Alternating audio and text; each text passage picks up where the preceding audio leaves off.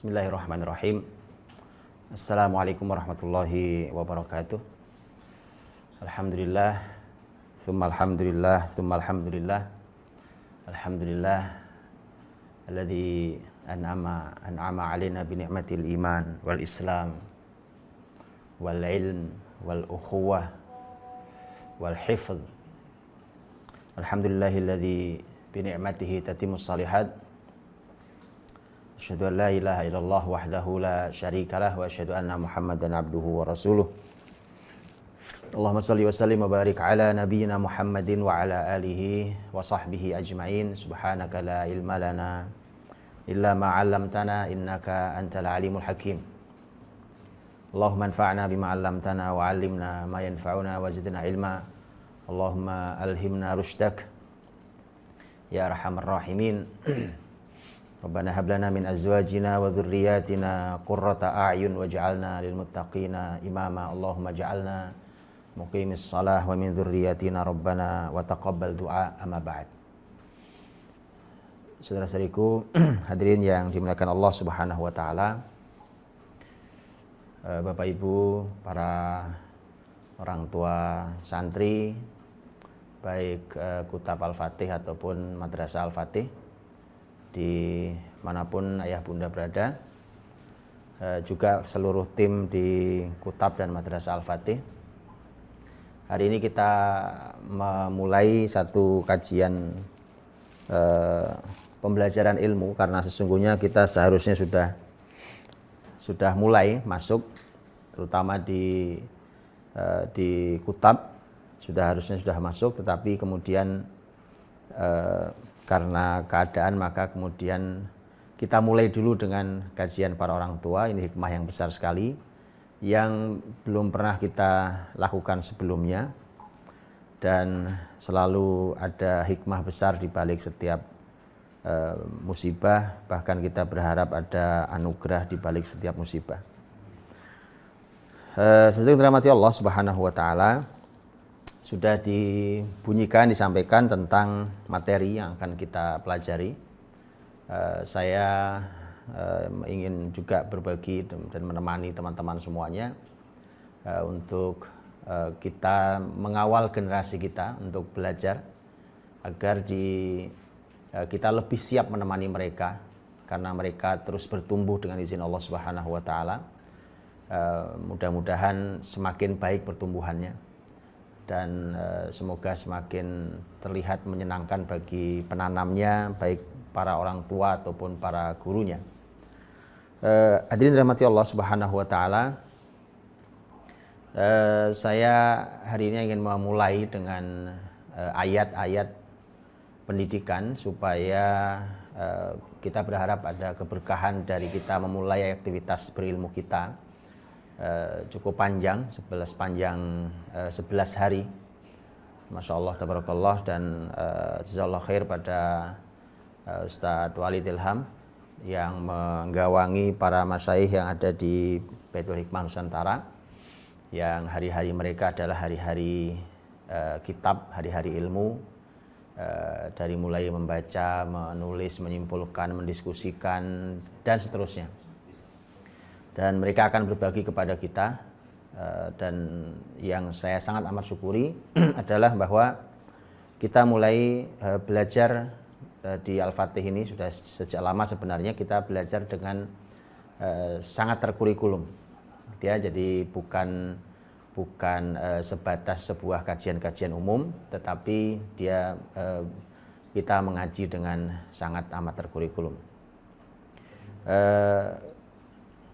Mari kita mulai dengan mungkin slide-nya sudah dibagikan kepada para orang tua. Judulnya adalah ayat-ayat pendidikan. Jadi kita akan melihat ayat dan kemudian kita simpulkan. Ya, kita simpulkan di ayat-ayat ini, semoga menjadi pelajaran untuk kita semuanya. Di awal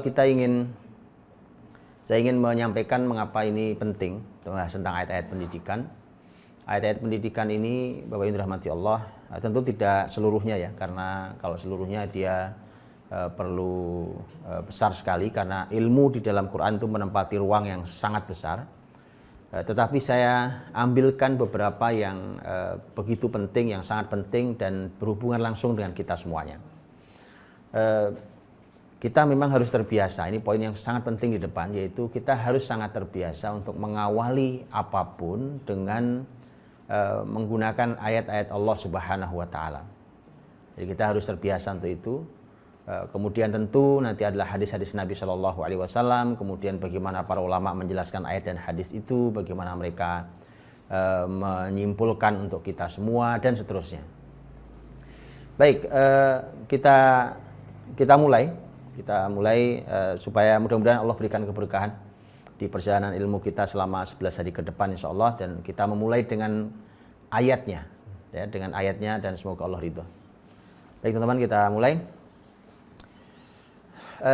Yang pertama adalah firman Allah Subhanahu wa Ta'ala di dalam surat Al-Anbiya ayat yang ke-24.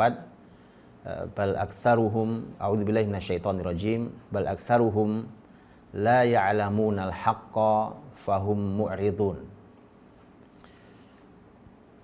Dan kebanyakan mereka, jadi sebenarnya kebanyakan mereka la ya'lamunal haqq. Mereka tidak mengetahui al-haq. Mereka tidak mengetahui kebenaran. Fahum mu'ridun, dan mereka akhirnya berpaling dari kebenaran. Sesuai dengan rahmat Allah SWT, maka kebodohan itu menyebabkan berpaling. Apa yang membuat orang tidak mau mendekat kepada Islam, orang begitu memusuhi Islam sampai muncul Islamophobia. Gitu. Islamophobia itu sampai muncul di berbagai tempat, termasuk di negeri ini.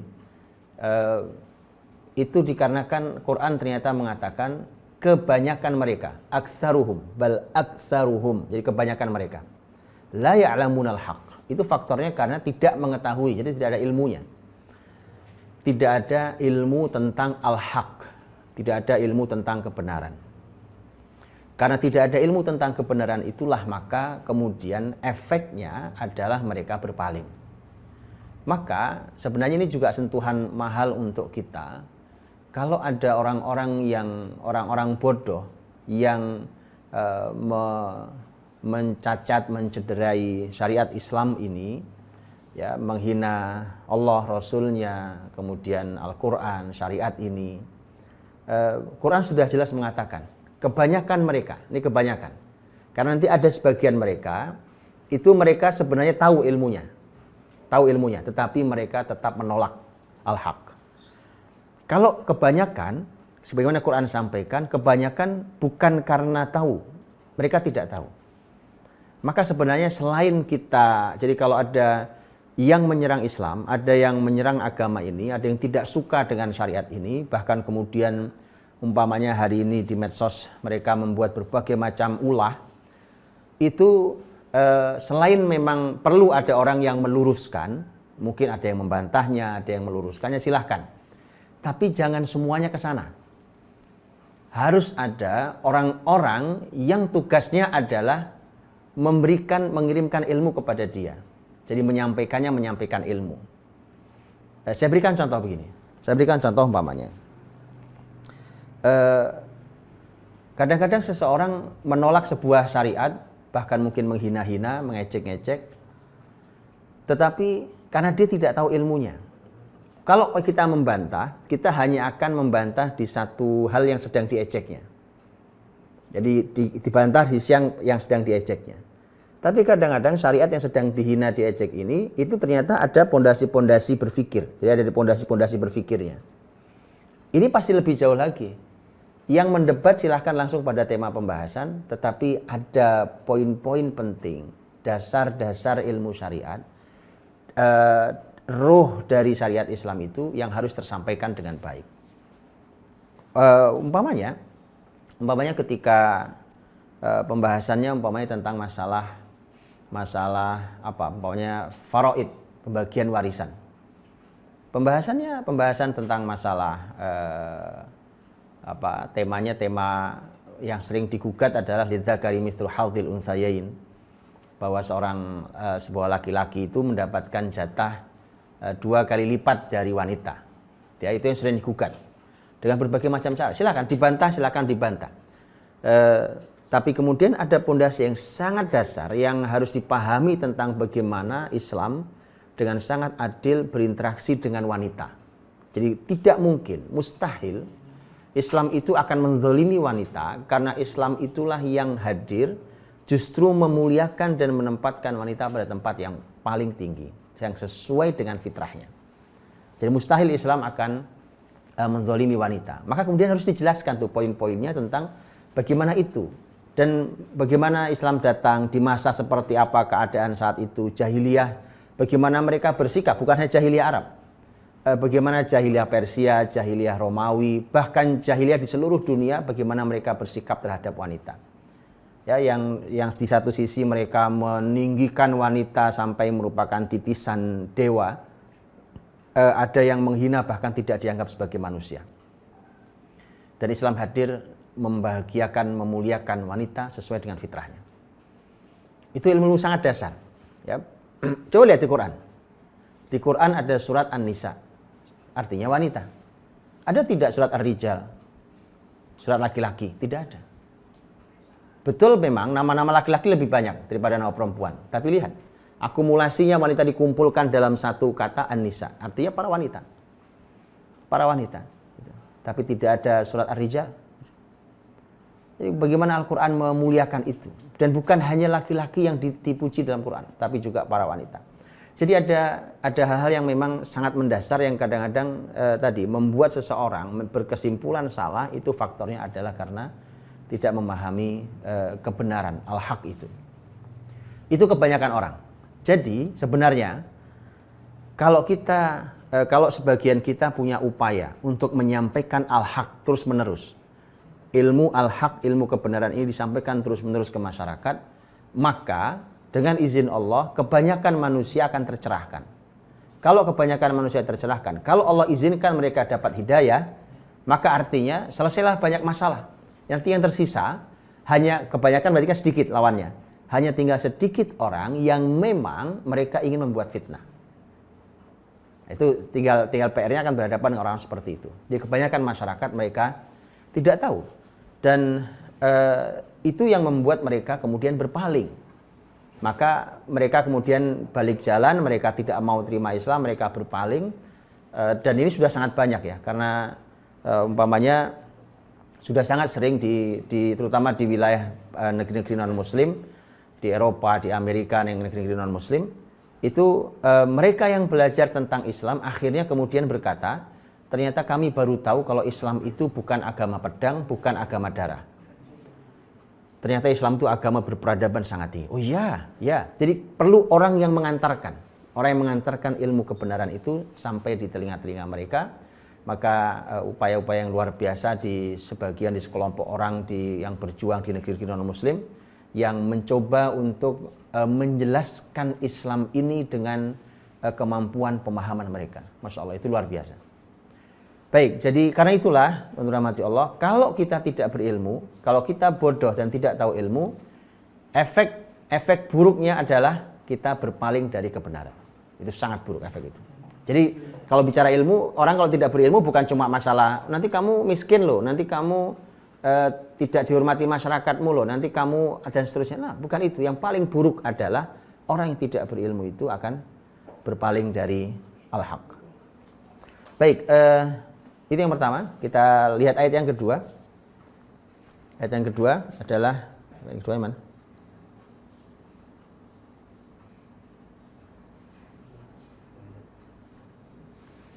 Baik, Al-Baqarah ayat 78. Allah berfirman, "Wa minhum ummiyuna la ya'lamuna al-kitaba illa amaniya wa inhum illa yadhunnun." Di antara mereka ada yang ummi, yang buta huruf. Ummi itu buta huruf. La ya'lamuna al-kitab. Mereka tidak memahami Alkitab. Illa amani, kecuali hanya hayalan. Dia hanya angan-angan. Wa inhum illa yadhunnun. Kemudian mereka itu hanya menduga-duga, hanya berprasangka-prasangka, hanya menduga saja. ini dalam ayat ini ada beberapa poin yang penting sekali. Ternyata kata ummiyun, artinya buta huruf itu ternyata sesuatu yang di dalam Islam harus dihilangkan. Karena ayat ini ingin menunjukkan bahwa ummiyun, orang-orang yang buta huruf itu adalah seseorang orang yang tercela. Ya, makanya di sini disampaikan ini orang-orang yang buta huruf, ummiyun, yang buta huruf. Kita dalam definisi kita tentang buta huruf adalah orang yang tidak bisa baca tulis. Itu buta huruf. Gitu ya, makanya kemudian ada bagus sekali ada gerakan memberantas buta huruf.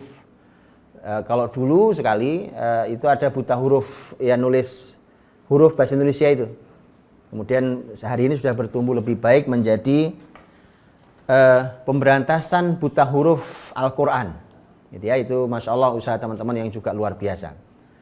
Tapi ternyata kalau kita dalami ayat ini, yang disebut dengan ummiyun itu bukan hanya ketika Anda bisa membaca, itu ternyata belum dikategorikan lepas dari buta huruf. Coba lihat ini. Wa minhum ummiyuna la ya'lamunal kitaba illa amani. Sebagian ahli tafsir mengatakan kata amani yang artinya sebenarnya adalah amani itu hanya angan-angan, hanya khayalan mereka, ya. Itu sebagian ahli tafsir mengatakan kata amani itu artinya adalah dibaca atau bacaan dan hafalan. Artinya menjadi begini. Wa minhum ummiyuna la ya'lamunal kitaba illa amani.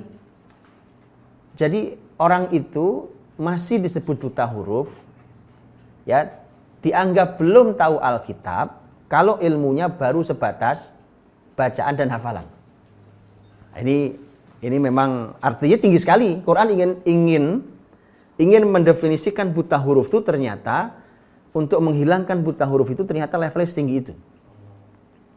Jadi kalau kita mengambil pendapat tafsir yang tadi, maka ternyata menghilangkan buta huruf bukan hanya mengajari orang membaca dan menulis, tetapi bukan hanya itu. Tetapi ternyata harus mengajarkan kepada mereka bukan sebatas orang bisa baca, bahkan menghafal. Jadi bukan sebatas menghafal. Bukan sebatas menghafal. Karena nanti kalau babnya hanya amani, maka mereka ujungnya adalah menduga-duga, berprasangka-prasangka. Ya, kalau ilmu itu tidak ada prasangka, ilmu itu semuanya terukur, pasti ilmu itu terukur, ya, ada terukurannya. Bahwa nanti ada perbedaan pendapat dalam menyimpulkan itu biasa. Tetapi ilmu itu ada kejelasan, polanya, ada cara berpikir, cara menyimpulkannya dan seterusnya. Tapi selain ilmu yang terjadi adalah ya dugaan. Pasti dugaan-dugaan. Kalau sudah dugaan-dugaan begitu, maka sudah tidak cukup untuk meraih al-haq. Karena itulah maka tidak cukup kita umpamanya tentang hari ini bahkan yang sangat mulia itu Alkitab, Al-Qur'anul Karim. Al-Qur'anul Karim ada gerakan bagus sekali, gerakan belajar membaca Al-Qur'an dengan cepat. Di Indonesia ini Masya Allah, karena kita ini bahasanya bukan bahasa Arab, tulisannya bukan tulisan Arab, sehingga kita ini berjuang sekuat tenaga untuk mudah bisa membaca kitab suci kita. Dan itu sesuatu yang mulia yang orang Arab saja heran. Orang Arab saja heran itu, karena saya pernah diskusi dengan orang-orang Arab dulu, dialog waktu di Masjidil Haram, satu itikaf dan semuanya orang Arab kecuali saya. Kemudian mereka bilang ke saya agar coba dong cerita tentang Indonesia dan Islam gitu. Dan saya waktu itu berpikir apa yang mau saya ceritakan ke mereka ini. Akhirnya saya entah mengapa saya bercerita tentang berbagai macam penemuan di Indonesia tentang metode membaca Al-Quran. Yang hitungannya itu bahkan kalau di kita kan hitungannya ada yang menawarkan bisa baca Quran dalam hitungan jam gitu ya. Itu orang-orang Arab situ sampai dibilang antum pakai sihir gitu. Antum pakai sihir baca Quran dari antum kan bukan orang Arab, tulisan antum juga tulisan Arab juga. Kami saja yang orang Arab tulisannya Arab itu untuk bisa membaca nggak mungkin hitungan hari, nggak mungkin hitungan jam. atau hitungan sehari 2 hari. Makanya dia bilang itu pakai sihir gitu ya. Jadi artinya Masya Allah, orang Indonesia ini luar biasa. Saya bilang nyata, kalau antum nggak percaya antum boleh ke Indonesia. Makanya kenapa lembaga atau metode membacanya itu namanya kilat gitu ya. Ada yang namanya kilat, ada yang namanya macam-macam lah gitu ya. Saking cepatnya. Itu gerakan yang baik. Setelah itu kemudian sudah pasti muslimin akan bergelombang menuju gerakan berikutnya, yaitu penghafal Al-Quran. Itu sudah otomatis. Nah, tapi jangan berhenti di situ. Karena kalau berhenti di situ, kalau kita baru berhenti di situ, itu kita belum keluar dari buta huruf. Tinggi banget Quran ya. Karena masih ummi. Ya, yang disebut jadi seseorang baru keluar dari lingkaran buta huruf kalau dia ya'lamunal kitab. Karena ayatnya mengatakan wa minhum ummiyuna la ya'lamunal kitab. Ya'lamunal kitab artinya dia punya ilmu Alkitab. Itu baru Anda tidak buta huruf. Jadi harus berlanjut. Jadi membaca, menghafal, kemudian harus tahu ilmunya, isinya apa.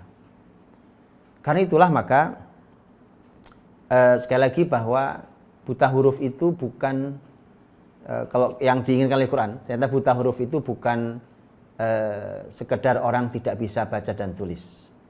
Bahkan orang sudah bisa baca, orang sudah bisa menulis, bahkan orang sudah menghafalnya, belum keluar dari buta huruf sepanjang dia belum tahu ilmunya. Wa minhum ummiyuna la ya'lamunal kitaba illa amaniya wa inhum illa yadhunnun. Dan ujungnya adalah bahaya, karena ujungnya adalah dzan, prasangka-prasangka. Bisa kita bayangkan bagaimana orang yang tidak tahu ilmunya kemudian dia membuat sesuatu, membuat sebuah karya, membangun sebuah proyek, kemudian hanya dengan menggunakan dzan, dengan prasangka-prasangka. Maka pasti hasilnya tidak baik, bahkan mungkin hasilnya membahayakan. Baik, itu ayat yang kedua. Ayat yang ketiga.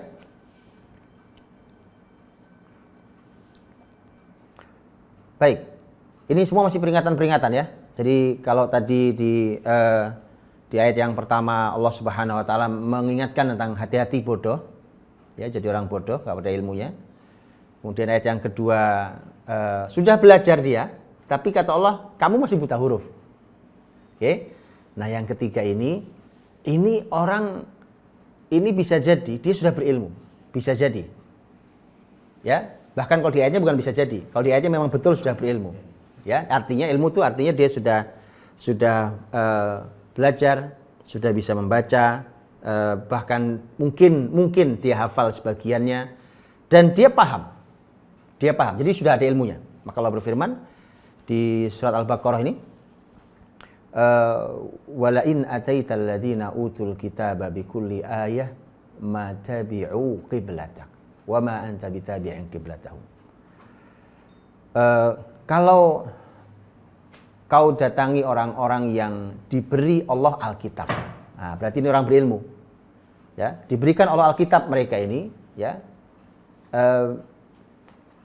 walain ataital ladzina utul kitaba bikulli ayah. Jika kamu mencoba mendatangkan orang-orang Yahudi, Nasrani yang diberi Alkitab, Taurat, Injil, ya, semua ayat-ayatnya, matabi'u qiblatak.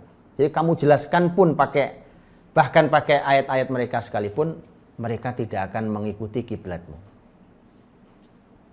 Maka Allah katakan kamu Muhammad juga tidak boleh ikut kiblat mereka, ya.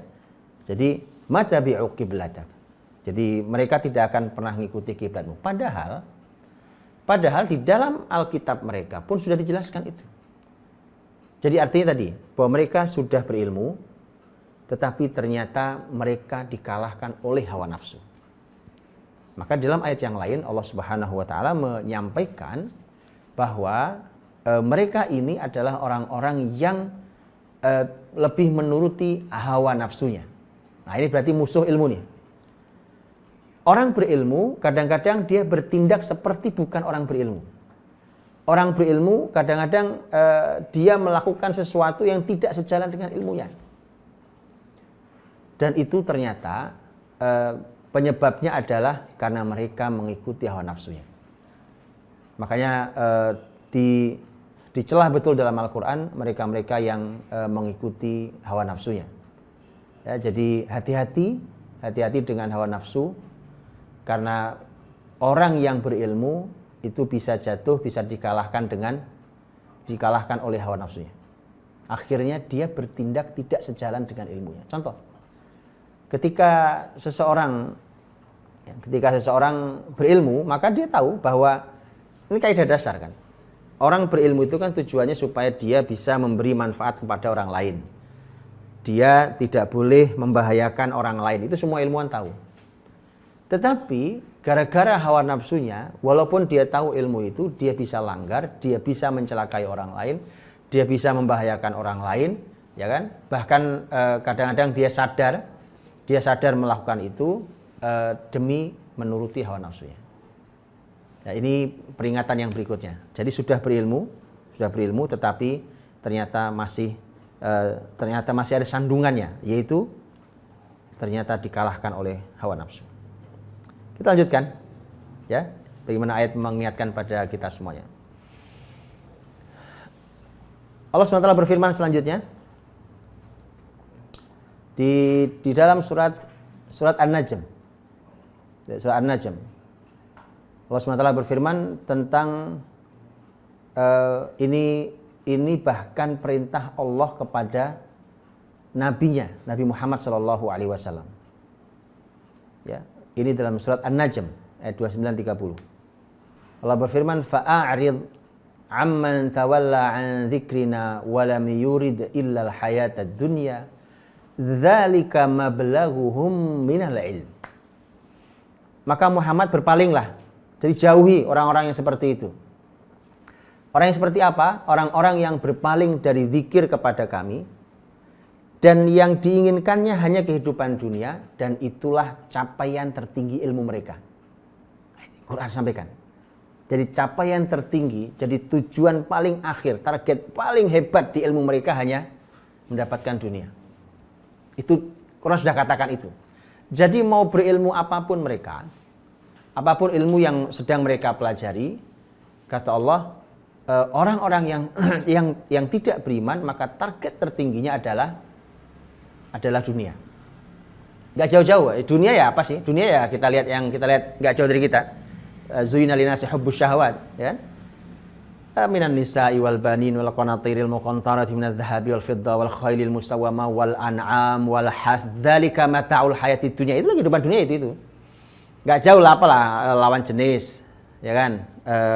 Punya anak keturunan, apalagi harta, emas, perak, ya kan? Uang itu, emas, perak, uang, perhiasan, ya kan? Terus apalagi ya kendaraan, kuda-kuda yang terlatih, yang bagus, diomongin kendaraan saja. Jadi makanya kalau kita saksikan ada orang yang pembicaraannya adalah pembicaraan tidak jauh dari poin-poin tadi itu, memang itu adalah yang tertinggi yang mereka dapatkan. Ya, jadi apalagi kendaraan, kemudian sawah ladang, jadi beli tanah, investasi tanah di mana-mana atas nama investasi. Kemudian apalagi ternak, ya kan? Ternak, investasi dan seterusnya, bisnis. Itulah kehidupan dunia. Dzalika mata'ul hayatid dunya. Kata Allah, ya itulah kesenangan hidup dunia itu. Wallahu indahu husnul ma'ab, dan di sisi Allah punya tempat kembali yang lebih baik. Nah, saudaraku dirahmati Allah. Itu artinya bahwa kalau kita belajar, lihat ya teman-teman, kalau kita belajar kepada orang-orang kafir, kita belajar kepada mereka, ilmu apapun itu, targetnya adalah dapat dunia. Itu targetnya. Masalahnya, orang kalau berilmu, kemudian ingin dapat dunia, ada efek buruknya. Efek buruknya tadi, fa'a'rid amman tawalla an dzikrina. Jadi dampak buruknya adalah, kalau orang berilmu, dan target akhirnya adalah untuk mendapatkan dunia, dia akan berpaling dari zikir kepada Allah SWT. Pasti nggak ingat Allah. Sudah nggak ada ingat Allah, ya. nanti ingat Allah kalau dunia dicabut. Nah itu baru pada ingat Allah, gitu kan. Hari ini ketika pandemi seperti ini, nah itu orang ateis saja itu mulai pengen minta tolong sama Tuhan, gitu ya. Orang-orang yang nggak pernah ke tempat ibadah mereka, tiba-tiba mereka pokoknya gimana caranya supaya apapun, pokoknya kita lepas dari ini semuanya, ya kan. Dan artinya bahwa dia jauh, dia berpaling dari zikir pada Allah Subhanahu wa taala, tidak ingat Allah Subhanahu wa taala, tidak ingat penciptanya, tidak kenal penciptanya, dan itu efek dari target tertinggi ilmu mereka, yaitu dunia. Ya, dzalika mablaghuhum minal ilm. Itulah mengapa Nabi Muhammad SAW mengajarkan kita doa. Doanya seperti itu. Allahumma la taj'alid dunya akbara hammina wala mablagha ilmina. Itu. Ya Allah, jangan kau jadikan dunia sebagai kegundahan terbesar kami dan tujuan akhir ilmu kami. Maka tidak bosan-bosan saya mengingatkan diri saya, keluarga saya, dan juga seluruh saudariku. Dari sejak awal saya sampaikan bahwa apa yang kita target dari pendidikan anak-anak kita. Kalau target akhirnya adalah target akhir dunia, itu sudah Allah sampaikan. Itu nanti anak-anak kita itu akan pasti jauh dari Allah. Pasti dia akan berpaling dari zikir kepada Allah. Kalau sudah begitu, Nabi Muhammad itu suruh pergi sama Allah. Muhammad pergi dari orang-orang yang seperti itu. Bagaimana kita mau kemudian nanti menjadi generasi umat Nabi Muhammad? Gimana nanti kita berharap mendapat syafaat Nabi Muhammad SAW? Lalu Nabi Muhammad saja pergi. Allah suruh Nabi Muhammad untuk pergi meninggalkan orang-orang yang seperti itu. Jadi hati-hati dengan target, hati-hati dengan tujuan, ya, tujuan. Maka saya sering sampaikan, dunia ini sesuatu yang memang harus diupayakan, tetapi jangan dijadikan tujuan. Sesuatu yang bisa kita dapatkan, tapi jangan dimasukkan ke dalam niat. Nah, itu dunia. Ya, baik. Itu ayat yang berapa itu ya? Kemudian berikutnya. Kalau tadi adalah puncak, ya, kalau tadi adalah merupakan puncak ilmu mereka, jadi keinginan tertinggi ilmu mereka adalah itu. Kalau ini adalah puncak capaian tertinggi nih, jadi puncak tertinggi ilmunya. Kalau tadi adalah target, puncak targetnya.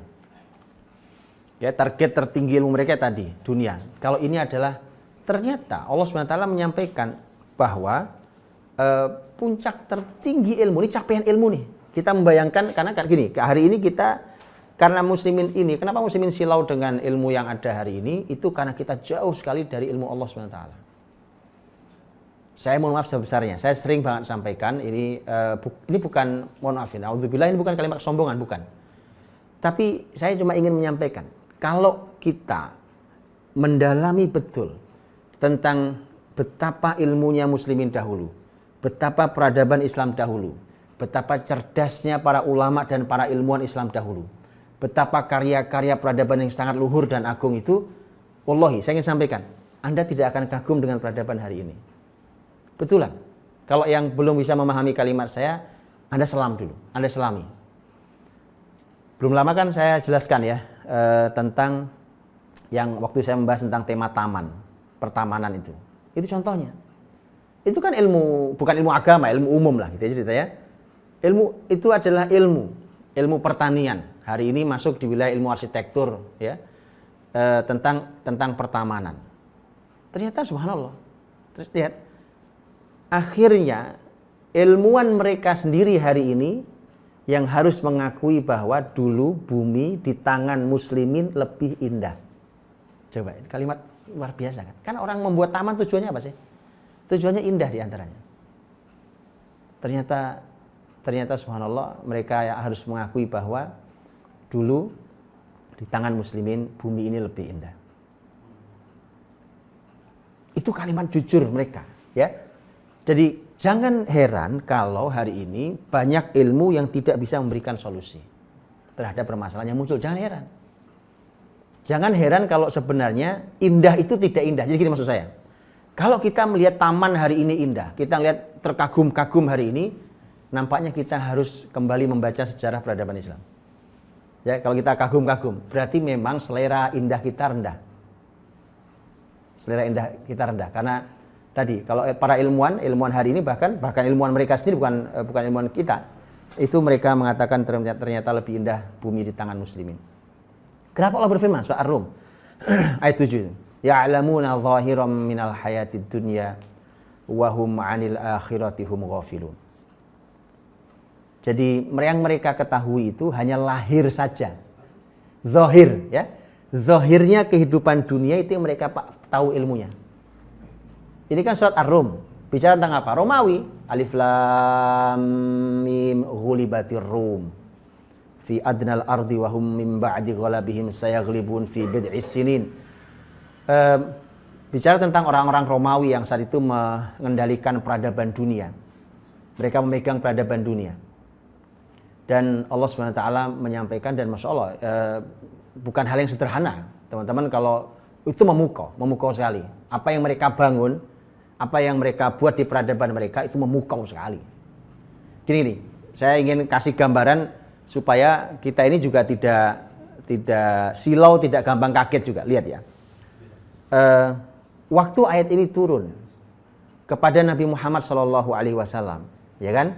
Kan posisinya Nabi masih di Mekah. Lah, di Mekah itu muslimin belum punya kekuatan, ya kan? Nggak usah muslimin deh.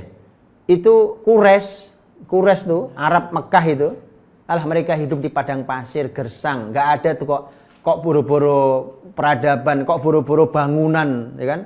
Kok bangunan megah mentereng seperti bangunan yang dimiliki oleh Romawi, Hagia Sophia contohnya. Itu Romawi, ya kan?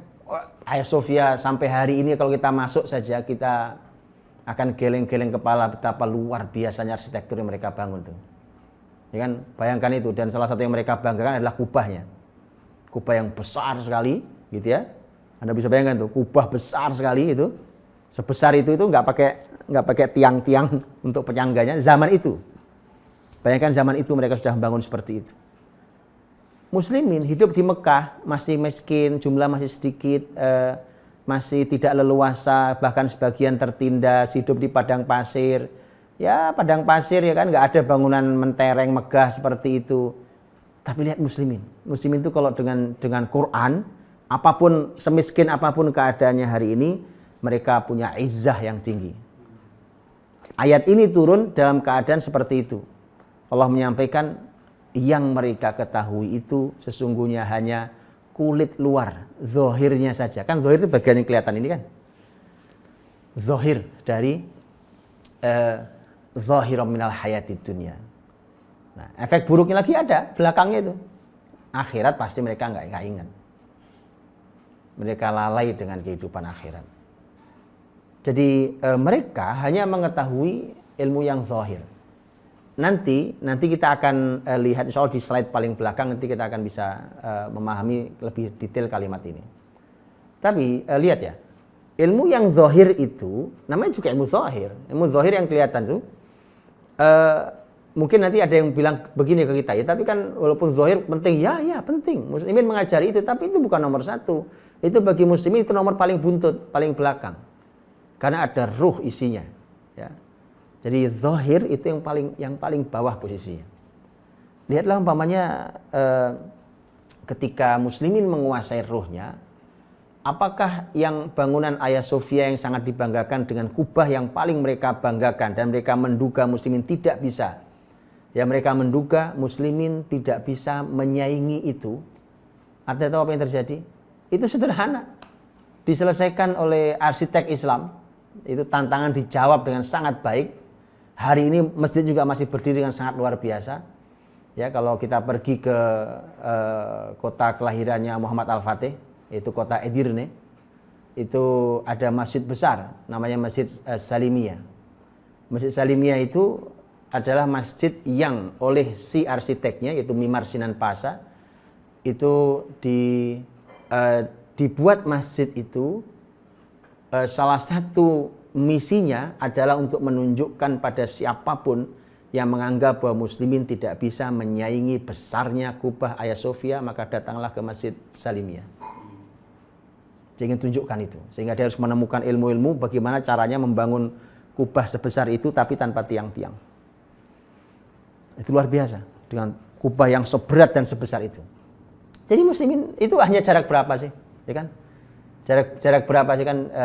Jarak dari sejak diambil oleh Al-Fatih sampai kemudian muncul Mimar Sinan Pasa. Itu muslimin tidak perlu terlalu lama untuk bisa membuktikan, untuk bisa mengejar ilmu zahir mereka itu. Ya, makanya kalau kita hanya berkutat juga di wilayah yang sama, di wilayah zahir, tanpa memperhatikan ruh kita, ya selamanya kita tidak akan bisa mengejar mereka, karena mereka yakin betul muslimin nggak akan bisa menyaingi ilmu zahir yang mereka punya. Padahal dari kata zahir di ayat itu saja, ya'lamuna zahiram minal hayatid dunya, itu sudah orang yang terbiasa dengan bahasa Arab saja dia tahu bahwa itu rendah. Ya'lamuna zahiram minal hayatid dunya, itu statusnya rendah. Ya, itu adalah puncak tertinggi capaian ilmu mereka. Itu hanya itu. Baik, kemudian kita lanjutkan.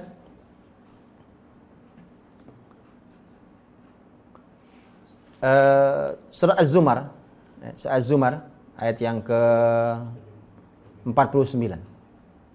Fa massal insana dhurr, fa massal insana dhurrun da'ana, thumma idza khawwalnahu ni'matan minna qala innama utituhu ala ilm bal hiya fitnah walakinna aktsaruhum la ya'lamun. Manusia itu kalau ditimpa musibah, ditimpa bahaya, ya, itu mereka berdoa pada kami. Nah, minta sama Allah. Ya, sekarang ini lagi pandemi, kena bahaya, itu yang nggak pernah ke tempat ibadah itu, yang nggak pernah ngakui Tuhan, mereka minta, coba dong Tuhan dong ini kasih solusi sama kita, ya kan? Maka idza khawwalnahu ni'matan minna qala, tapi kalau sudah nanti tandai ya. Tapi kalau musibah itu berlalu, kata Allah, sudah kami ubah musibah itu menjadi nikmat. Nah, jadi teman-teman ya, lihat. Nanti pandemi ini akan berlalu. Pasti berlalu. Dia berlalu, kemudian yang muncul adalah nikmat. Paling tidak nikmat kita kembali menjadi sehat, leluasa kembali. Nanti perhatikan. Qala innama utituhu ala ilm. Nanti ada klaim-klaim para ahli, para pakar tuh, dalam tanda kutip tuh. Mereka akan klaim bahwa itu ilmu yang diberikan pada saya. Coba tuh perhatikan habis nanti. Ya kan, semua akan bicara, ya kan, oh, ini karena ilmu saya, ini karena ini, itu kan karena ramuan yang saya buat, itu karena vaksin yang saya buat, itu karena ini, karena itu. Padahal waktu sedang terjadi musibah itu tidak ada satupun yang berani unjuk jari, ya kan? Wong semua mengakui ini belum ada obatnya, Pak. Nggak ada solusinya. Tiba-tiba begitu sudah berubah, kemudian mereka mengatakan itu ilmu yang diberikan pada saya. Kata Allah itu fitnah.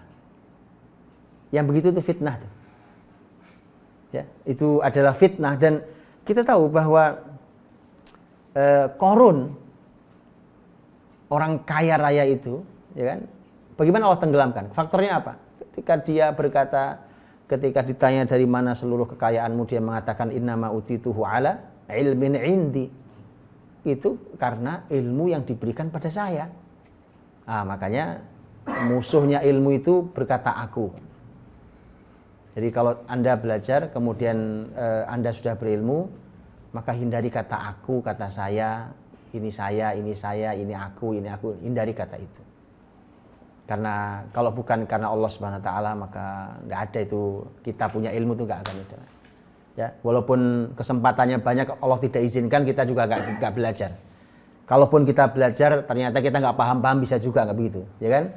Atau kemudian kita belajar, kita paham, ternyata putus setengah jalan karena satu dan lain hal. Ada saja. Ya, kalau sampai kita sempurna sampai pada akhir sebuah ilmu, maka pujilah Allah Subhanahu wa taala. Jadi hati-hati dengan aku, ya. Kalau sukses dengan ilmu, jauhi kata aku, kata saya. Ya, karena aku itulah Qarun dilesakkan di dalam bumi. Baik. Itu ayat-ayat yang mengingatkan kita. Jadi sampai di slide yang tadi itu adalah merupakan peringatan-peringatan, ya, dari Allah SWT tentang tentang masalah ilmu. Baik, kita lanjutkan. Kita lanjutkan yang ada di surat Az-Zumar ayat yang ke-9. Allah berfirman, amman huwa qanitun ana al-laili sajidaw wa qa'ima yahdharul akhirata wa yarju rahmata rabbih. Qul hal yastawi alladhina ya'lamuna wal ladhina la ya'lamun innama yatadhakkaru ulul albab. Apakah sama ya? Jadi orang apa ini perbandingannya dengan ini perbandingan ya, disuruh membandingkan apakah orang yang qanitun ana al-lail, orang-orang yang beribadah kepada Allah di malam-malam dalam keadaan sujud, dalam keadaan berdiri, kemudian mereka orang-orang yang takut pada akhirat, kemudian wa yarju rahmat rabbih, kemudian mereka mengharapkan rahmat Rabbnya ya, apakah sama? Kul, katakan Muhammad, hal yastawil ladzina ya'lamuna wal ladzina la ya'lamun, apakah sama orang-orang yang berilmu dengan orang yang enggak berilmu? Nah, itu juga usah dijawab karena itu jelas tidak mungkin sama. Innama yatadzakkaru ulul albab, sesungguhnya yang hanya orang-orang yang berakal yang mau menerima pelajaran. Masya Allah, ini artinya bahwa ilmu itu hanya untuk akal yang mau belajar. Allah berikan kepada kita otak, ya. Allah kasih kita nih alat untuk berpikir. Allah berikan organ kita ini untuk berilmu. Tapi setelah itu apakah kita mau memakainya atau tidak mau memakainya? Innama yatadzakkaru ulul albab. Sesungguhnya yang bisa untuk mendapatkan, yang bisa mendapatkan ilmu hanya ulul albab, orang-orang yang ulul albab, yang punya lub. Albab itu dari kata lub. Lub syai' itu, lub itu artinya intinya. Gitu ya. Jadi kalau kita ulul albab itu orang yang punya akal, itu dia pakai di yang paling dalam, intinya akal itu. Jadi artinya kita harus sangat serius. Harus sangat serius. Karenanya kalau kita membaca sejarah para ulama dahulu, kita akan melihat bagaimana kesungguhan mereka. Ya, jadi bukan ibaratnya kalau pakai otak itu bukan otak bagian luar saja, gitu ya. Itu sampai yang paling inti akal yang dia gerakkan. Ya, maka ini PR kita untuk generasi kita, bagaimana mereka itu orang-orang yang berpikir, orang berjuang sekuat tenaga untuk meraih ilmu, mereka manfaatkan akal sehat yang Allah berikan untuk berilmu. Kalau sudah begitu nanti akan Allah muliakan dia dengan ilmu-ilmu yang manfaat. Nah, kalau sudah begitu sudah berbeda. Qul hal yastawil ladzina ya'lamuna wal ladzina la ya'lamun.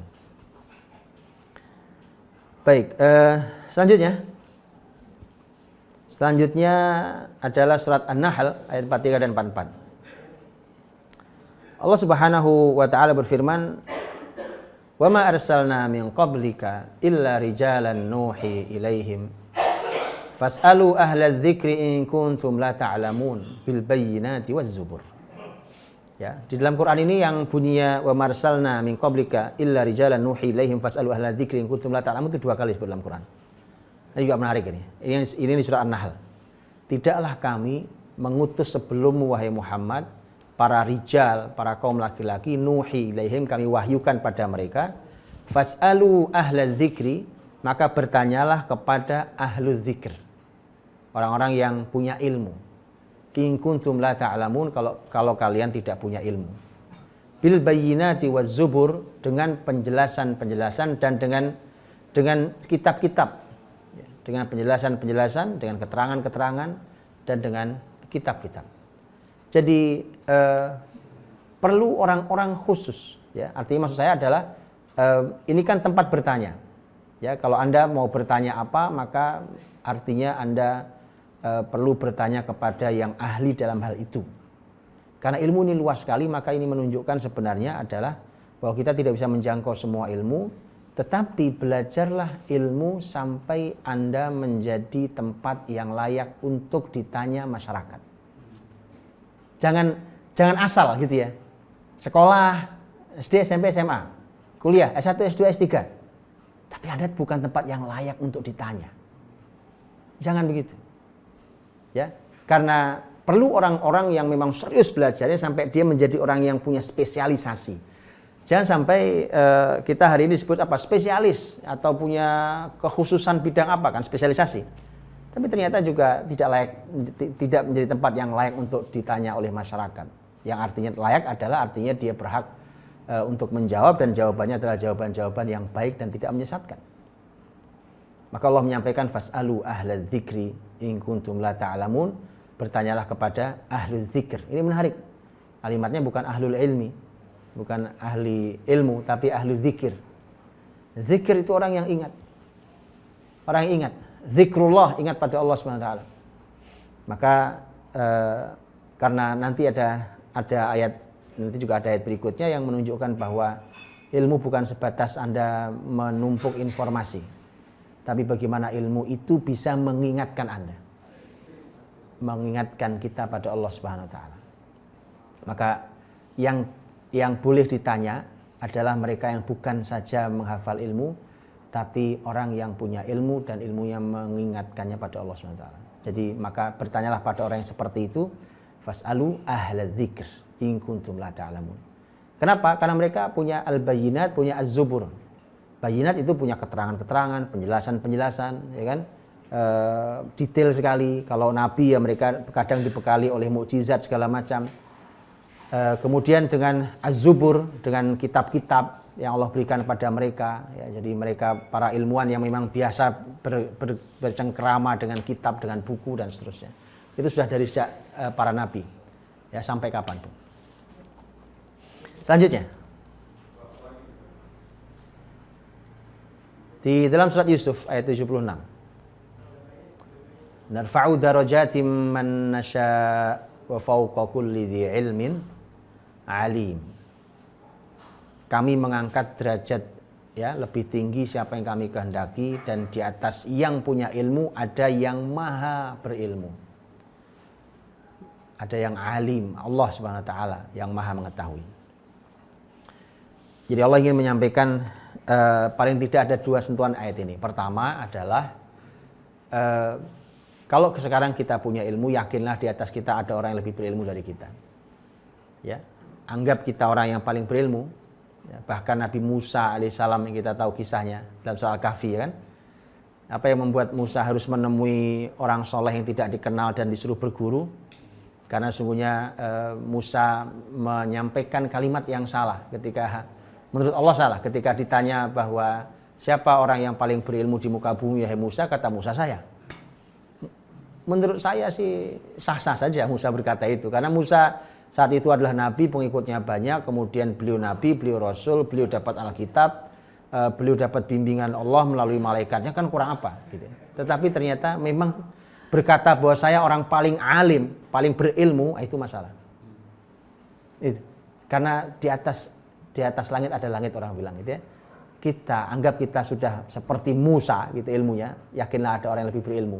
Maka ketemu dengan Nabi Khidir, ya, bertemu dengan orang soleh itu, kemudian ketemu Musa nggak paham ini ilmu apa yang dibawa oleh Khidir, ya kan? Belajar saja dipecat jadi muridnya. Artinya masya Allah. Jadi memang tidak boleh berkata itu.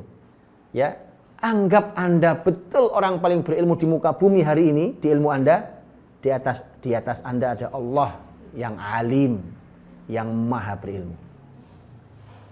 Baik, jadi sentuhan pertama itu, bahwa sentuhannya adalah jangan berkata Anda paling alim, paling berilmu, karena di atas orang yang berilmu masih ada yang lebih berilmu lagi.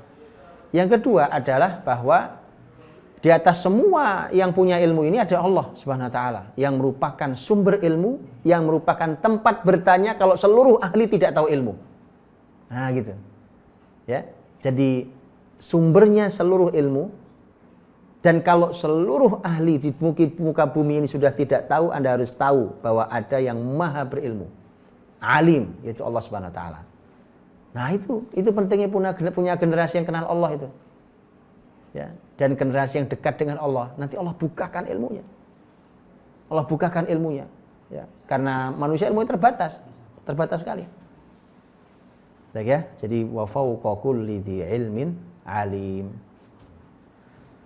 Lanjut, kita lanjutkan. Baik. Ini sering saya bahas, Al-Jumu'ah ayat 2. Walladzi ba'atsa fil ummiyina rasulan minhum yatlu 'alaihim ayatihi wa yuzakkihim wa yu'allimuhumul kitaba wal hikmah wa in kanu min qablu lafi dhalalin mubin.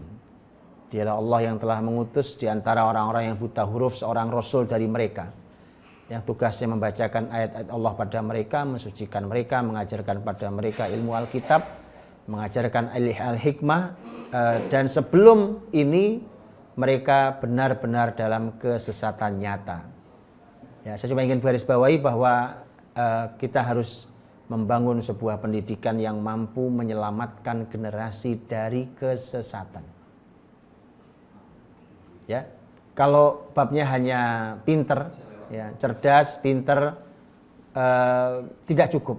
Karena ternyata Allah menginginkan yang tadinya ada di dhalalim mubin, di kesesatan yang nyata, kalau sudah belajar, maka dalam Islam dia harus sukses keluar dari kesesatan itu. Ya, itu satu. Yang kedua adalah bahwa kalau mau keluar dari kesesatan, maka pakailah cara ini. Yang tadi, membacakan ayat-ayat pada generasi kita, mensucikan jiwa mereka, mengajarkan pada mereka Alkitab, dan mengajarkan kepada mereka Al-Hikmah. Nah, itu kalau mau keluar dari kesesatan.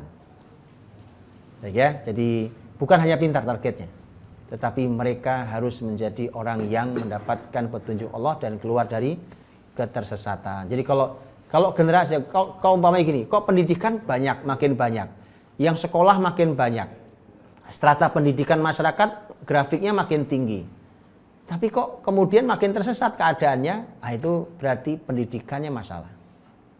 Pasti ada yang salah, ya, karena dalam Islam jelas targetnya adalah pendidikan harus mampu menyelamatkan generasi dari kesesatan. Kita lanjutkan. Kemudian Allah Subhanahu wa taala berfirman di Al-Baqarah 282. Wattaqullaha wa yu'allimukumullah wallahu bikulli syai'in alim. Ya, bertakwalah pada Allah. Allah akan mengajarimu ilmu dan Allah Maha berilmu, Maha mengetahui atas segala sesuatu. Ini ayat terpanjang di dalam Quran. Al-Baqarah 282 ini. Dan ayat terpanjang dalam Quran itu ternyata isinya adalah tentang ilmu duniawi. Ya, ilmu duniawi. Ini menarik. Ilmu duniawinya secara khusus adalah ilmu muamalah. Ilmu muamalahnya adalah ilmu tentang harta. Khususnya utang piutang. Nah, itu ayat itu. Tentu tidak sembarang Quran kenapa ayat terpanjangnya isinya seperti itu.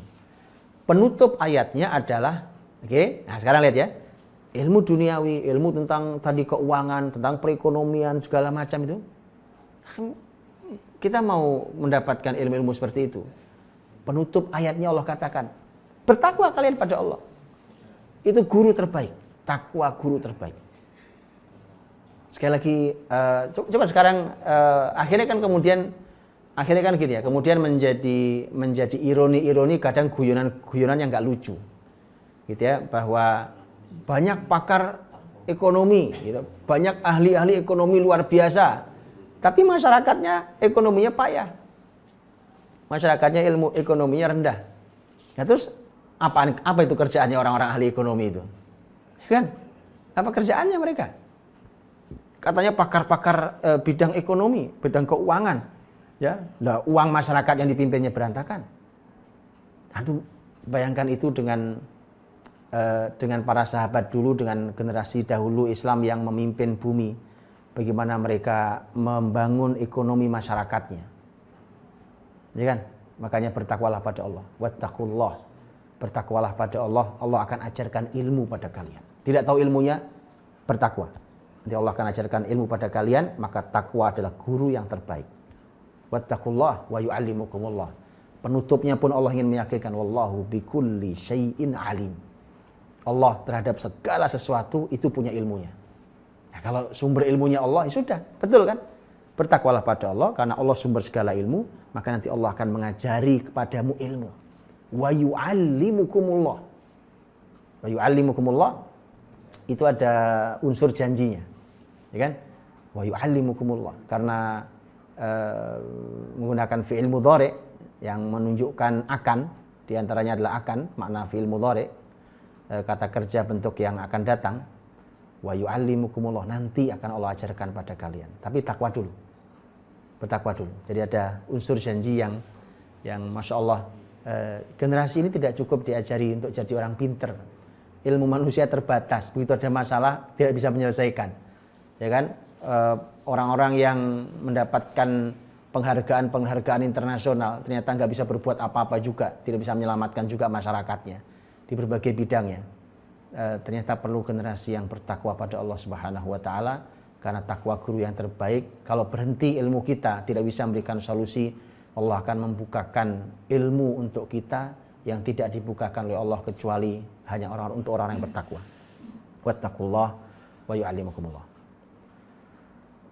Selanjutnya surat Fatir ayat 28. Innama yakhshallaha min ibadihil ulama. Innallaha azizun ghafur. Sesungguhnya hanya yang takut pada Allah itu hanya ulama. Ulama artinya para ahli ilmu. Ya, para ahli ilmu. Innama yakhshallaha min ibadihil ulama. Jadi ini juga paling tidak ada 2 pelajaran penting. Satu adalah kita perlu berilmu supaya kita semakin takut pada Allah. Ya, kita perlu ilmu. Orang yang bodoh tadi itu di depan sekali kita sudah sampaikan ya. Di depan sekali Allah menyampaikan orang itu kalau tidak punya ilmu nanti dia akan berpaling dari kebenaran. Makanya kita harus punya ilmu agar kita takut pada Allah. Itu satu. Yang kedua adalah semestinya orang semakin berilmu semakin takut pada Allah. Karena hakikatnya ilmu adalah rasa takut pada Allah. Jadi ilmu yang sesungguhnya adalah rasa takut pada Allah Subhanahu wa taala. Kalau semakin bertambah ilmu kita tapi tidak semakin takut pada Allah, kalau bertambah ilmu kita tidak semakin dekat dengan Allah, maka harus ada yang kita cek dari diri kita. Ya, innallaha azizun ghafur, sesungguhnya Allah Maha Aziz, yang punya izzah, ghafur, Allah Maha Pengampun. Kemudian selanjutnya adalah surat Saba ayat yang ke-6. Ya. Wa yaral ladzina utul ilma alladzi unzila ilaika min rabbika huwal haqq wa yahdi ila siratil azizil hamid. Dan orang-orang yang diberikan ilmu ya, itu melihat apa yang diturunkan kepadamu dari Rabbmu itu adalah sebuah kebenaran dan memberikan petunjuk kepada jalannya Allah yang Maha Aziz, Maha Hamid, Maha perkasa lagi Maha terpuji. Ini artinya bahwa orang-orang yang utul ilma, orang-orang yang diberikan ilmu, itu orang kalau diberikan ilmu itu dia semakin tahu bahwa Quran itu benar. Dan itu subhanallah, bahkan untuk mengatakan Quran itu benar, itu ternyata nggak perlu masuk Islam.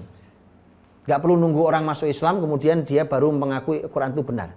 Berapa banyak ilmuwan yang belum syahadat, ternyata dia harus sudah mengakui bahwa Quran itu benar. Itu banyak sekali. Makanya kan kemudian mestinya itu teguran keras, itu pukulan di kepala kita. Ngakunya orang beriman, ya kan? Tetapi dengan Quran dia ragu. Isi Quran dia protes. Karena orang-orang yang berilmu tadi, wa yaral ladzina utul ilma alladzi unzila ilaika min rabbika huwal haqq. Dia melihat orang berilmu itu bisa memandang Quran yang diturunkan Allah kepada Rasul Muhammad itu al-haq. Itu adalah sebuah al-haq, sebuah kebenaran. Dan memberikan petunjuk kepada jalannya Allah Subhanahu wa taala. Maka orang berilmu harus bisa menjadi petunjuk. Orang berilmu itu harus jadi lentera, Pak, yang menunjukkan jalan di kegelapan, menunjuki jalan masyarakatnya di kegelapan. Jadi Kalau kita tidak bisa menerangi masyarakat kita, maka ada masalah dengan ilmu kita. Ya, ilmu kita harus ilmu yang bisa menerangi masyarakat. Ya, itu Masya Allah. Nah, setelah rahmati Allah Subhanahu wa taala, itu ayat-ayat keseluruhan dari ayat-ayat yang ingin kita bahas di pertemuan kita kali ini, di mana dari mulai peringatan-peringatan yang Allah sampaikan tadi sampai kita lihat bagaimana Allah mengarahkan begini kalau berilmu di dalam Islam itu, ya, dari mulai targetnya ilmu seperti apa, manfaatnya, tugas ahli ilmu, capaiannya, cara mencari ilmu itu nanti silahkan kalau dirangkai dalam tulisan, kalau Bapak Ibu ada yang menulis ayat-ayat ini dalam satu rangkaian yang lebih rapi, maka insya Allah akan lebih bermanfaat. Saya tutup dengan 2 slide. Ini penjelasannya seorang ahli pendidikan Islam dan pemikiran Islam hari ini, salah satu ulama dari Suriah, yaitu, dan beliau punya karya sangat banyak, sangat bagus-bagus buku beliau tentang dunia pendidikan terutama, yaitu Profesor Dr. Abdul Karim Bakar. Dalam buku beliau Haulat Tarbiyah wa Ta'lim, beliau mengatakan, ini menarik kalimatnya, ini kesimpulan-kesimpulan ahli ilmu Islam, Masya Allah menarik sekali. Ya, ini nanti sebenarnya bisa kita lihat tadi diambil dari ayat-ayat tadi juga, kita lihat kesimpulannya. Innal hadaratal gharbiyah turakkizu fi harakatiha al-ilmiyah ala kaif, ay ala al-ma'arif wal asalib wal adawat allati yumkin an tuhaqqaq al-ghalabah wal quwwah wal rafahiyah wa la yakadul gharbiyun yahtammuna bil jawab ala limadha, ay al-ahdaf wal muhassalatin nihaiyah likulli hadzal ana'il insani. Peradaban Barat fokus di pergerakan ilmunya pada bagaimana. Hanya untuk jawab bagaimana. Jadi peradaban Barat itu hari ini itu fokus cuma bagaimana menjawab kata bagaimana. Yaitu pada pengetahuan, sarana, prasarana yang digunakan untuk meraih kemenangan, kekuatan dan kesejahteraan. Dan itu fokusnya peradaban Barat. Orang-orang Barat hampir tidak peduli untuk menjawab mengapa. Ini luar biasa filosofinya, ini perlu direnungi nih. Yaitu mereka tidak terlalu peduli dengan tujuan, nggak peduli dengan hasil akhir dari semua kesulitan manusia ini. Paham ya? Kenapa pandemi nggak ada solusinya? Hasil akhir dari semua kesulitan manusia ini mereka juga nggak tahu. Pokoknya bagaimana? Babnya hanya menjawab bagaimana. Tapi tentang mengapa. Lihat. Ini menarik tentang kata kaifa dan limadha itu. Karena nanti ini sebaliknya adalah peradaban Islam. Peradaban Barat fokusnya ternyata hanya menjawab bagaimana. Kalau bagaimana tuh gini, umpamanya.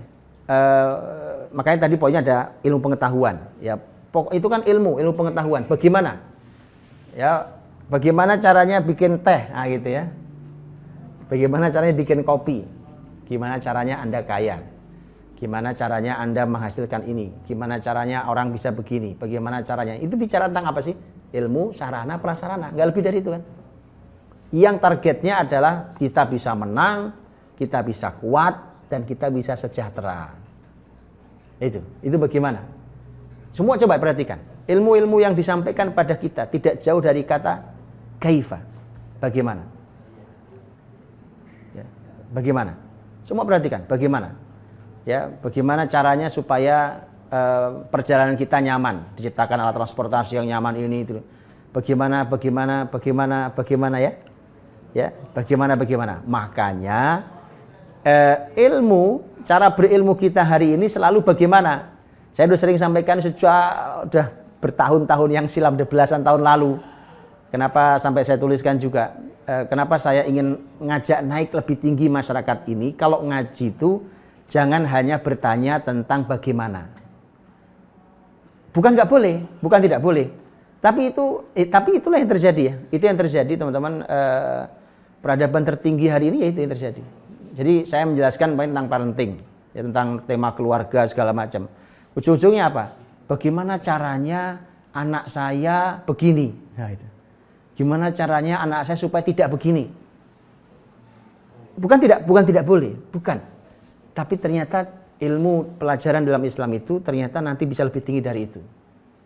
Ya, itu tentang mengapa, limadha. Karena dengan mengapa nanti Anda bisa sampai pada bagaimana.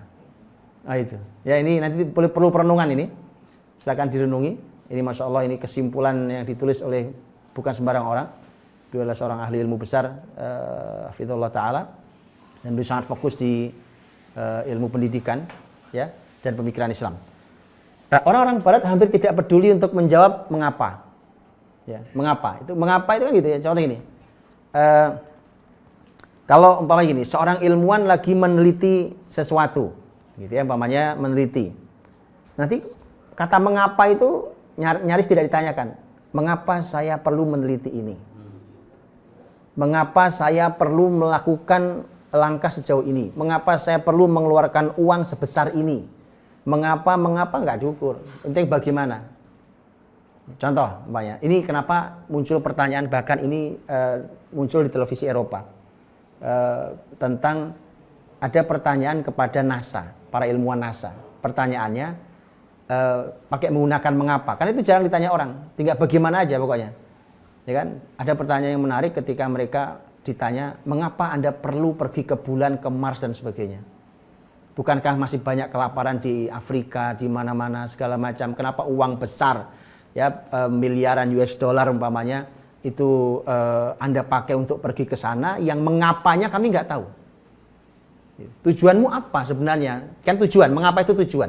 Tujuan, hasil akhir. Sebenarnya kalau Anda jalan-jalan ke bulan itu, ya, meneliti katanya ke bulan, bagaimana caranya sampai ke bulan, bagaimana mencari kehidupan tempat yang baru bagi manusia selain di bumi, bagaimana kita mencoba mengecek angkasa kita dan seterusnya.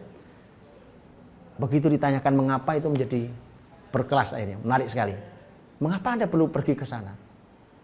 Gitu ya. Dan itu sebenarnya pertanyaan masuk akal. Kalaupun itu dijawab, tapi ada pertanyaan yang masuk akal, karena Allah SWT, ini kalau kata mengapa itu nanti kalau kita lihat dalam Quran, maka kadang-kadang ada hal yang tidak perlu kita lakukan, padahal ilmuwan hari ini mengeluarkan jutaan US dollar dan Islam sudah mengatakan tidak perlu. Itu kalau kita mulai dari mengapa. Umpamanya adalah contoh tadi.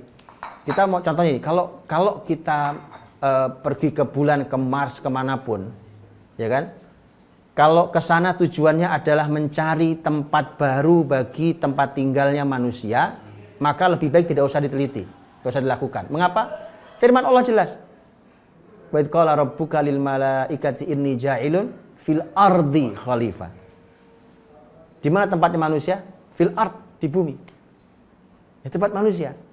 Jadi nanti kita akan membuang potensi, membuang waktu, umur, generasi, uang kita.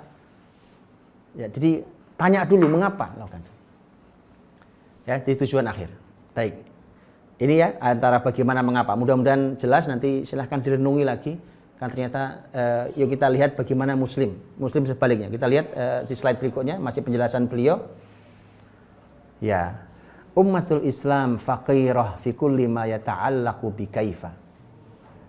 Wa hiya tas'a limtilak atraf minhu walakinnal khauf huwa antansa wa tadhiq ma yata'allaq bi limadha ala miqdar ma tahsuluhum amimma yata'allaq bi kaifa wa anadhak fa innaha tafqidu khususiyataha al-hadariyah wa imkanat riyadatiha wa tajurru ala nafsiha minal wabal ma la yumkinul ana ma'rifat ab'adi. Umat Islam miskin dengan semua yang berhubungan dengan bagaimana. Ini hari ini, kita bicara hari ini ya. Jadi beliau mengatakan hari ini umat Islam yang sifatnya bagaimana itu miskin. Ya, kita nggak menguasai tadi sarana, prasarana, alat, peralatan, ilmu pengetahuan itu muslimin miskin sekali. Ini PR nanti, ya. Dan itu muslimin, PR muslimin. Kita tahu kan bagaimana dulu para ilmuwan Islam memegang sampai yang bagaimana ya. Makanya muncul para teknokrat dalam Islam, para dokter, astronom segala macam itu bagaimana. Mereka hanya berusaha untuk meraih ujungnya saja. Ya sedikit lah, ya kan? Ujung-ujungnya bagaimana itu. Tapi yang ditakutkan adalah mereka lupa. Dan hilang pada hal yang berhubungan dengan mengapa. Ya, jadi sudah kaifa, miskin, ya kan? Mengapa, hilang juga kita di sana. Nggak ada sama sekali kita. Kalaupun ada, hanya sebatas untuk menghasilkan bagaimana. Jadi kalaupun kita hari ini sebenarnya muslimin punya kesadaran itu tentang muslimin itu, karena tahu persis muslimin itu sebenarnya dia tahu tentang tujuannya apa sih kita melakukan itu, tujuannya apa sih kita belajar ini, mengapa apa segala macam. Itu ternyata karena memang kita tidak belajar dengan utuh dengan cara Islam, akhirnya menjawab mengapa itu ternyata hanya sekedar untuk menghasilkan bagaimana. Artinya begini contohnya. Jadi kalau entah bertanya tentang mengapa sih kita melakukan ini semuanya, maka jawabannya begini. Tapi ini jawaban sebenarnya hanya untuk menghasilkan sarana, untuk menghasilkan sebuah ilmu untuk prasarana, memenuhi prasarana saja. Jadi hanya sebatas itu, tapi tidak pada akarnya. Nah, karenanya, lihat kata beliau, karenanya mereka muslimin artinya kehilangan karakter peradabannya dan kapasitas kepemimpinannya, serta menghasilkan berbagai bencana yang sampai sekarang tidak bisa diketahui sejauh apa dimensinya. Jadi bencana-bencana di umat ini diantaranya adalah karena pendidikan yang dihasilkannya itu ternyata hanya menghasilkan bagaimana, ya, tidak menghasilkan mengapa. Yang dari mengapa baru kita ke bagaimana. Karena karakter peradaban Islam, ya, dan yang membuat muslimin punya kapasitas untuk memimpin peradaban ini adalah ketika dia memulai dari mengapa.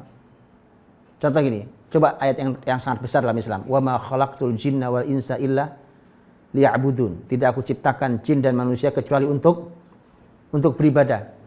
Ya, untuk itu jawaban untuk mengapa. Betul ya? Ya. Untuk apa? Mengapa? Mengapa manusia dan jin diciptakan? Untuk beribadah. Bukan bagaimana. Bagaimana jin dan manusia diciptakan itu ayat lain. Ayat lain ya kan? Bicara tentang waja'alnahu fi qararim makin, diciptakan Allah manusia itu di dalam tempat yang sangat terjaga, itu rahim bundanya, ya, kemudian proses manusia dalam rahim sampai nanti lahir menjadi manusia. Nah, bagaimana? Tapi mengapa manusia perlu diciptakan? Itu sangat mendasar.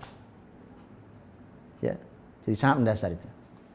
Baik, jazakumullah khair. Itu saya kira mudah-mudahan memberikan manfaat untuk kita semua. Kita memulainya dengan ayat-ayat Allah SWT, semoga menjadi barokah untuk kita semuanya. Barakallahu fikum, dan saya kembalikan.